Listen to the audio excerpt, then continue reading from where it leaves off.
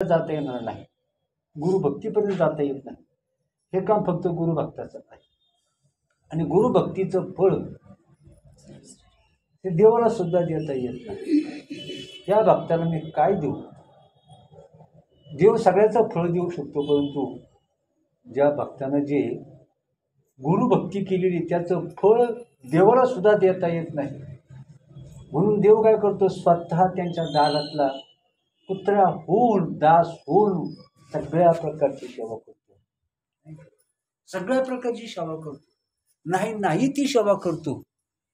आणि देवाचं महात्म्य कुठे तुम्हाला सांगतो, देवाचं महात्म्य, देवाचं सामर्थ्य, देवाची शक्ती, देवाचं सामर्थ्य, देवाचं ऐश्वर्य, देवाचं स्वरूप, हे सगळं कशामध्ये आहे?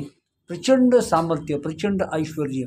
ज्ञानाला सीमा नाही, शक्तीला सीमा नाही, सामर्थ्याला सीमाच नाही. एका वेळा आकाशाला सीमा आहेत, परंतु त्या ईश्वराला सीमा नाही. परंतु तो ईश्वर सुद्धा कसा आहे, तर तो सुद्धा काय करतो, तर गुरुभक्त जो भक्त असतो त्या गुरुभक्तासाठी देव सगळं काय करतो. आणि म्हणून आता अतिशय सुंदर आणि हेच महत्त्वाचं आहे. आता नुसतं तुम्हाला सांगतो, मला थोडंसं बोलायचं आहे. तर आपण जर ज्ञानाबद्दल नुसतं ज्ञान, भक्ती प्रेमाविन ज्ञान नको देवा, ज्ञान तर खूप महत्त्वाचं आहे. ज्ञानाची बरोबरी जगात कोण करू शकतो, नाही का? आणि हे ज्ञान म्हणजे सोपी गोष्ट नाही. या ज्ञानाची किंमत करता येत नाही, नाही का? ज्ञानाची किंमत करता येत नाही. भगवंताचं ज्ञान, भगवंताच्या स्वरूपाचं एका थेंबा एवढं ज्ञान म्हणजे सगळे समुद्र तिथं फिके आहे.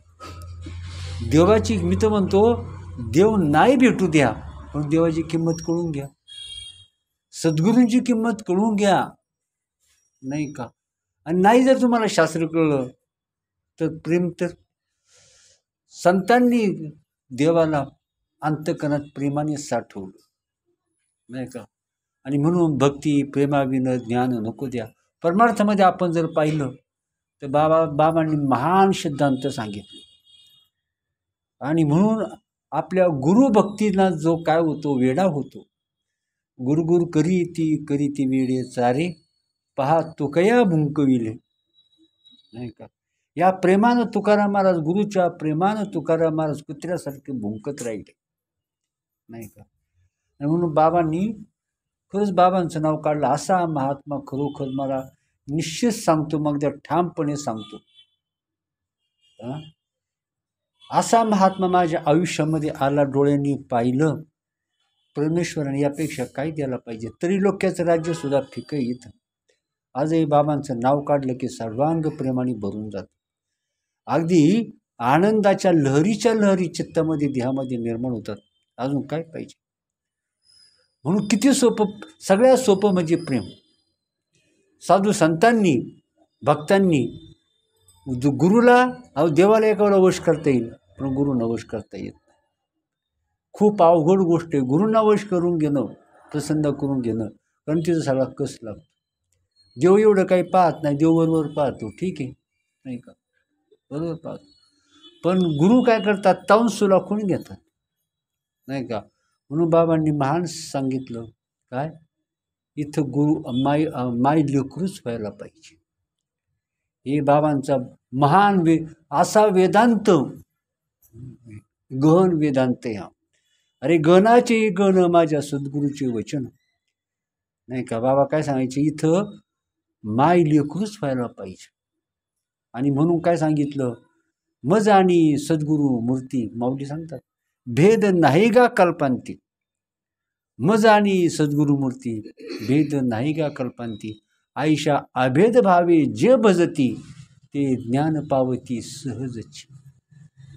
विचार करायचा.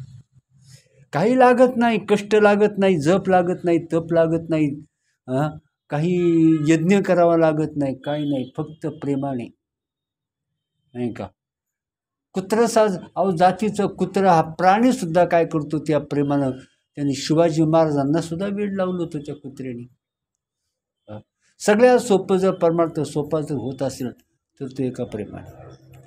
म्हणून देव भावाचा भुकेला आणि हाच दुष्काळात यायला, नाही का.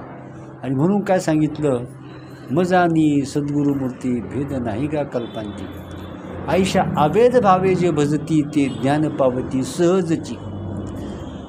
पण एकरूप होता आलं पाहिजे, माय लोकरूप होता आलं पाहिजे. सगळ्या गोष्टी अवघड आहेत. शास्त्रही समजणं अवघड, शास्त्राचा अभ्यास करणं अवघड, चिंतनही करणं अवघड, ध्यानधारणही करणं अवघड, प्रवचन कीर्तन करणंही अवघड, सगळ्या गोष्टी अवघड आहेत. पण प्रेम करणं अवघड आहे का? सगळ्यात सोपं म्हणजे सगळ्यात कोटी मोलाचं महत्त्व म्हणजे भक्ती, नाही का. आणि सगळ्यात सोपी म्हणजे भक्ती. भक्ती पुढे भक्तीने धरले हाती, मागे ज्ञान वैराग्य धर्म येती. दुसरं काही नाही, भक्ती म्हणजे प्रेम, नाही का. मग शास्त्रामध्ये आपण पाहिलं या प्रेमाच्या जोड्या, नाही का. ज्ञानेश्वर महाराज आणि निवृत्तीनाथ कसं प्रेम होतं. ज्ञानेश्वर महाराज आणि निवृत्तीनाथ कसं प्रेम होतं. आणि म्हणून मी तुम्हाला म्हणतो, परमार्थ ज्याला करायचा आहे त्यांनी गुरु आणि शिष्याच्या प्रेमाचा फक्त चिंतन करावं. रामदास स्वामी आणि कल्याण यांचं प्रेम कसं होतं. जनार्दन स्वामी आणि एकनाथ महाराज यांचं प्रेम कसं होतं, नाही का. मग असं प्रभू रामचंद्र आणि हनुमंत यांचं प्रेम कसं होतं. हनुमंताचं चरित्र जर पाहिलं तर हनुमंताच्या चरित्रात प्रभूंच्या शिवाय काहीच नव्हतं. हनुमंताच्या चरित्रातून प्रभू रामचंद्र जर काढून टाकले तर हनुमंत म्हणजे मोकळा शून्य भोपळा राहतो, नाही का. आणि म्हणून भक्ती प्रेम हे खूप महत्त्वाचं आहे. आणि तर अजून आता मला एक सांगायचं आहे. बाबांनी जे सांगितलं, जाधवबा बोलत होते तेव्हा मला सहज आठवलं. तर एक जण बाबांना म्हटला का हो, तर तुम्ही एवढं ज्ञान सांगता, नाही का.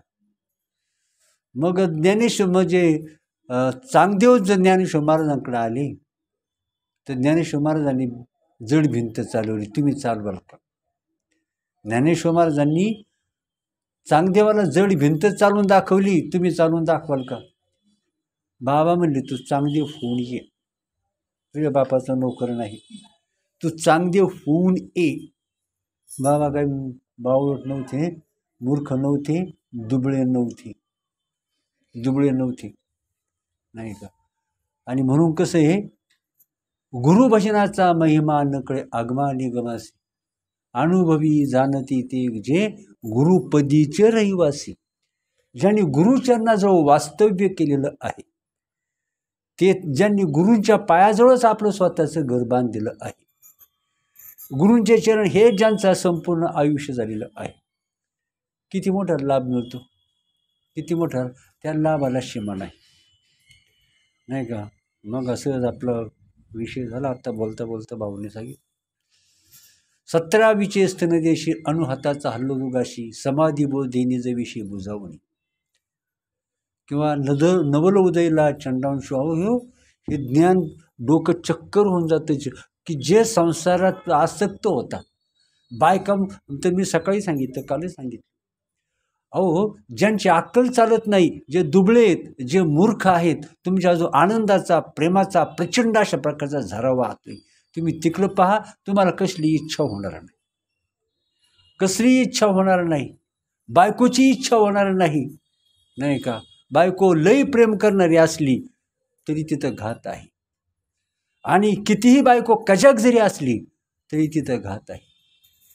आणि ज्यांना चिंतनाचा रस्ता सापडत नाहीत ते या व्यावहारिक सुखाने दुःखाने घायाळ होतात.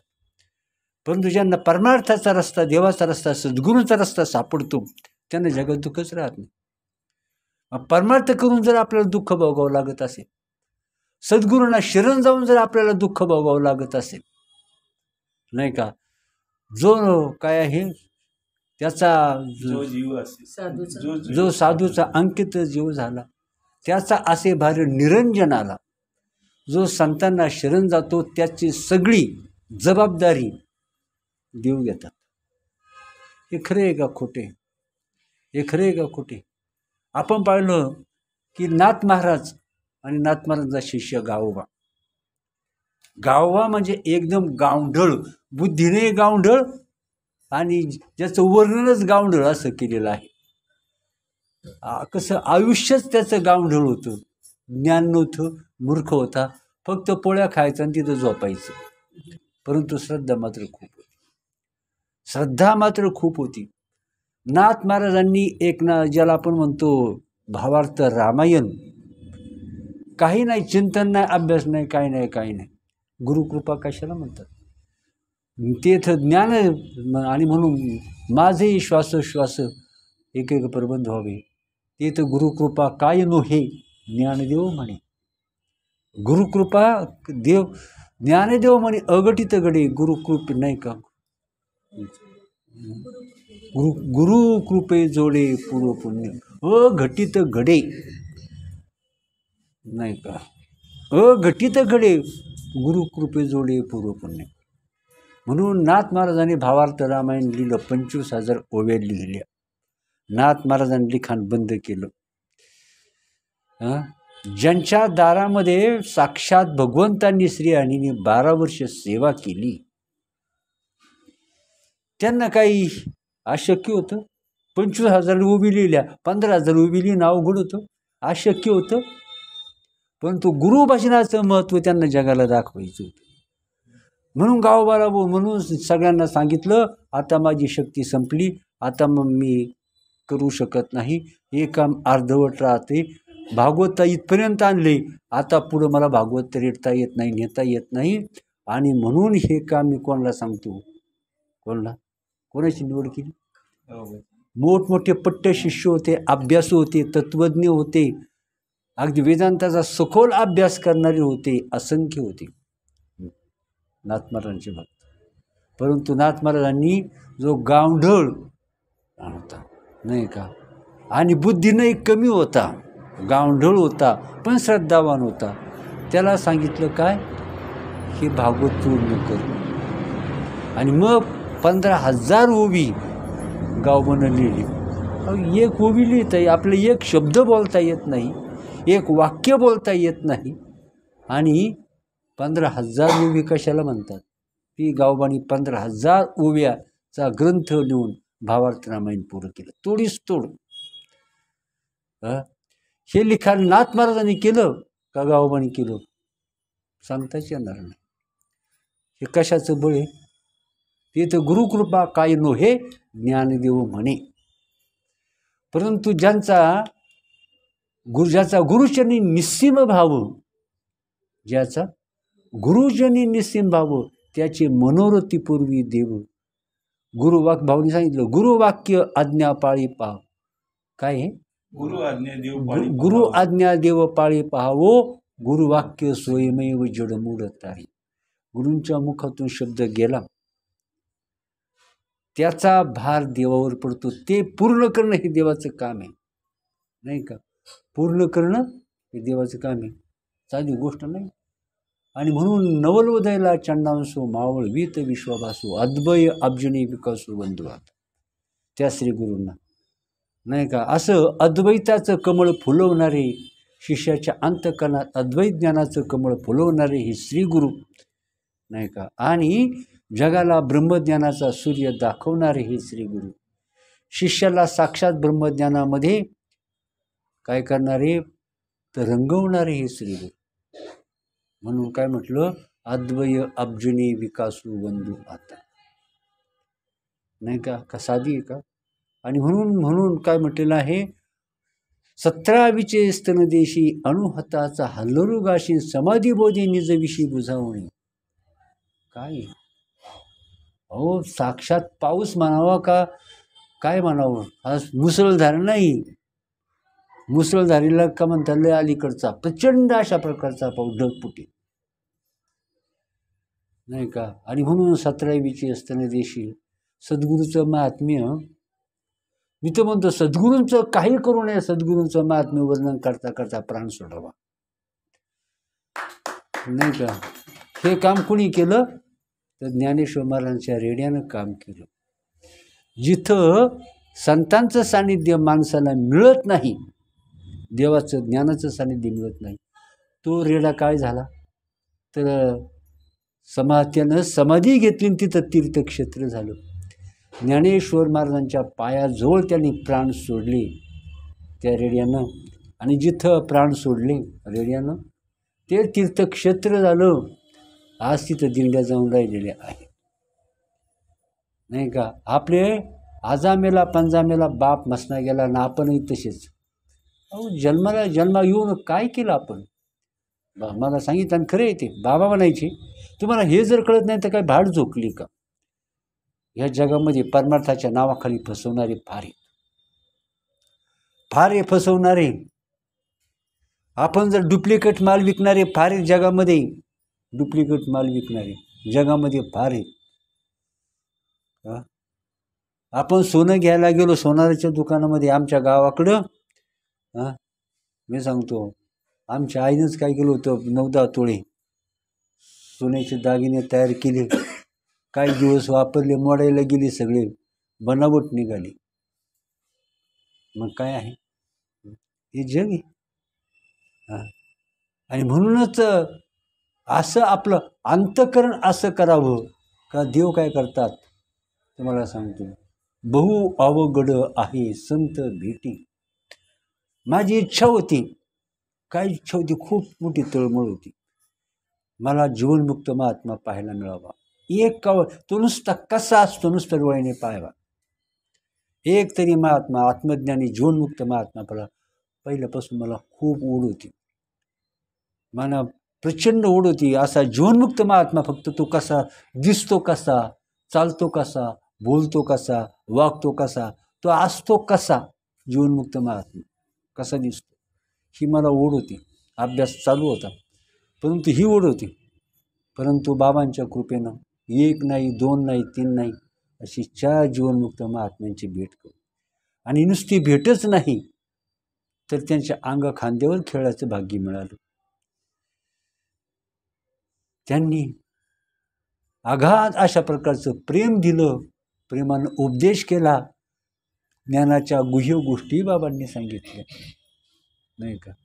आणि म्हणून ज्याला संत भेटले तो दुर्दैवी नाही, तो गरीब नाही, तो दुबळा नाही, तो मूर्ख नाही, तो अभाग्य नाही, त्याच्यासारखा भाग्यवंत त्रिभुवनात कोणी नाही. हे जर समजलं ना, ज्याला अशा प्रकारच्या जीवनमुक्त महात्म्याची भेट झाली, त्याच्यासारखा श्रीमंत, त्याच्यासारखा भाग्यवान, कोटी जन्माचं पुण्य फळाला आलं आणि ईश्वरी कृपेचा प्रचंड वर्षाव झाला, म्हणून जीवनमुक्त महात्म्याची गाठ पडली, नाही का. आणि म्हणून ज्ञानेश्वरी सारखा, खरंच मला ज्ञानेश्वर महाराजांचं खूप काय असं वाटतं. असे अनेक महात्मे जर पाहिले, संत मंत जर पाहिले, संत कोणतेच कमी नसतात, संत कोणतेच कमी नसतात. पण ज्ञानेश्वर महाराजांसारखा पवित्र संत नुसतं नाव जरी काढलं, जन्माला येतानाच फक्त श्रीदेवाचा संबंध झाला, फक्त जन्माला येतात अशा प्रकारचं कार्य केलं. साक्षात भगवंतांनी सुद्धा अश्रू ढाळे, ज्याच्यासाठी साक्षात विठ्ठल आणि रुक्मिणी मातेने ज्यांच्याकरता अश्रू ढाळले, मोठमोठ्या संतांनी टाहो फोडला ज्यांच्या जाण्यानं. आणि म्हणून संतांची ज्याला महत्त्व कळलं, तो जगात कशाचीच इच्छा करत नाही, तो इच्छा कशाची करत नाही, अपेक्षा कशाची करत नाही. सुखही त्यांचं संतांची भेट हाच त्याचा आनंद, संतांचं दर्शन हेच त्याचं सुख, आणि संतांचं वियोग हेच त्याचं दुःख, हेच त्याचं दुर्भाग्य. संतांचा वियोग हेच त्याचं दुःख, नाही का. आणि बाकी गोष्टी फसव्या आहेत. एवढं कळणं तुम्हाला मी म्हणतो, बाकीचं काही ना कळू द्या, परंतु म्हणूनच बाबा सांगितले संतांशी अनन्य भावानं. तर बाबा बुधारे बाबा, मी तुम्हाला एकदा सांगितलं, बुधारे बाबा शितोळेबाईंच्या घरामध्ये प्रवचन करीत होते. आणि म्हटले, या बुधारे बाबा, म्हटलं आम्ही कोण आहोत, आता माझी ताकद नाही ते सांगायला, आता नाही मी सांगत. मग एकदा सांगितलं होतं, तर मला आठवत असेल. आता मी तसं सांगत नाही. का संतांच्या शब्दाचं महात्म्य मला कमी करायचं नाही, मोल कमी करायचं नाही. त्या बाबा म्हणले, आम्ही कोण आहोत? आम्ही संतांच्या दारातली कुत्री आहोत, कुत्री. असं मी तर लय हळूच बोललो. फार शब्दाची किंमत ठेवायची म्हणून मी फार काय केलं, त्याच्यावर जोर लावला नाही. कारण शब्दांची हे खरी वेदवाणी अमृतवाणी संतांचे शब्द. अमृताला काय करता, वेदाला काय करता, वेदवाणीला काय करता, संतांचा एक एक शब्द. आणि म्हणून मुखी अमृताची वाणी, देहदेवाचे कारण.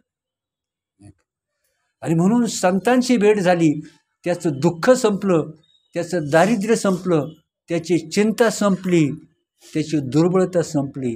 त्याच्यासारखा सामर्थ्यवान, त्याच्यासारखा सुखी, त्याच्यासारखा आनंदी हे जन्म सोडून द्या.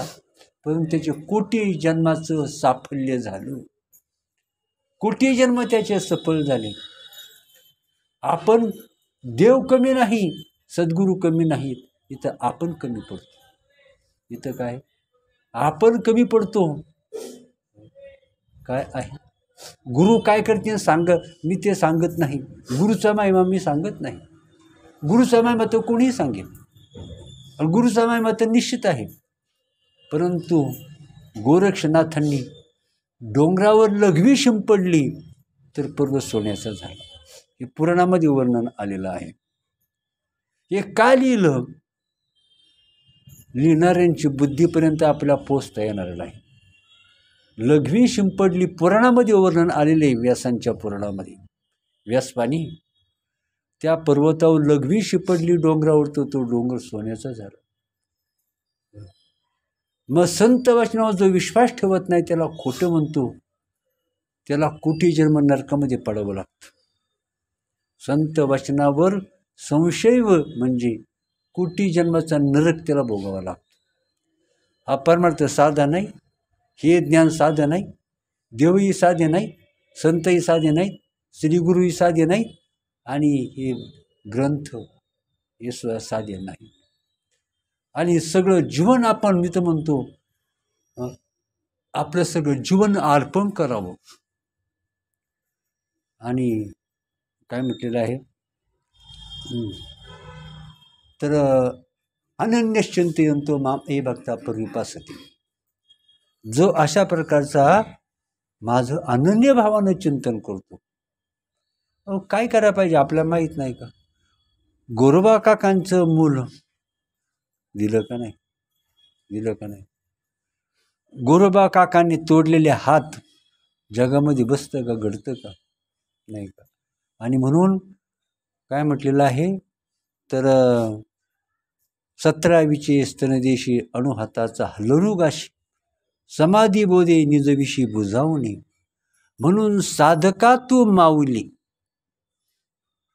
साधका तू माऊली, पिके सारस्वत तुझी या पाऊली. बस एवढ्या करताच मी एवढं बोललो. गावबा जे भावार्थ रामायण लिहिले त्याला पुरावा काय? पिके सारस्वत तुझ्या पाऊली. म्हणजे त्यांच्या कृपेनं काय होतं, ती सरस्वती काय करते, त्यांच्या जिभेवर नाचते, नाही का? ज्ञानाची धोधो गंगा त्यांच्या मुखातून बाहेर पडते. श्रीगुरूंची कृपा याला म्हणतात. काय? श्रीगुरूंची कृपा म्हणतात, नाही का?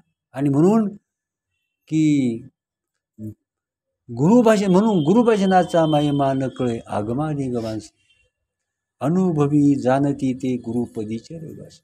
साधूचा पुन्हा एकदा सांगतो, जो साधूचा अंकित जीव झाला त्याचा असे भार निरंजन आला. किंवा अजून काय आहे, मनोदरीचा जडभास गेला साक्षात परमात्मा मज भेटविला. मनोदरीचा जडभास गेला. मनाच्या अंधार कोठडी असलेल्या प्रचंड खोल दरीमध्ये, भयंकर खोल दरीमध्ये जे अज्ञानाचं जंगल माजलं होतं, तर ते सद्गुरूंनी काय केलं, तर ते जंगल, अज्ञानाचं जंगल नष्ट केलं. तिथं ज्ञानरूपी सूर्याचा काय झाला, तर तिथं वर्षाव केला, आनंदाचा सुखाचा वर्षाव केला. म्हणून परमार्थ साधा नाही. परमार्थ करणारा सुद्धा साधा नाही, नाही का. आणि गुरूंचं महात्म्य, ज्यानं गुरूंना ओळखलं, ज्यांनी श्री गुरूंना ओळखलं, तोच आत्मज्ञानी होऊ शकतो. जो श्री गुरूंना ओळखतो तोच काय होतो, साक्षात ब्रह्मरूप होऊन जातो. नाही, ठीक आहे. बराचसा उशीर झालेला आहे. एकदा बसलो रात्र काय दिवस काय कशा करता, नाही तर तिथं काय गोधडी तर जाऊन शिरायचं ना, दुसरं काय करणार आहे, नाही का. आणि ही संधी कोणाला मिळते, जगात कोणाला मिळत नाही. मग आपल्याला ही संधी मिळाली, याचा कंटाळा का करायचा.